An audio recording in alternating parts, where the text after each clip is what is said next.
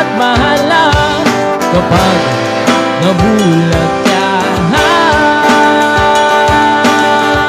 sa maling akala.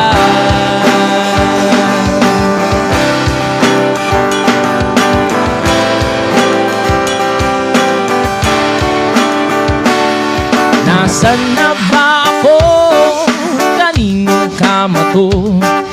Ilang ulit na bang nagigising sa ibang kwarto? Naglayas ng bahay, akala madali ang buhay. Ngayon ay nagsisisi dahil di makapagtapos.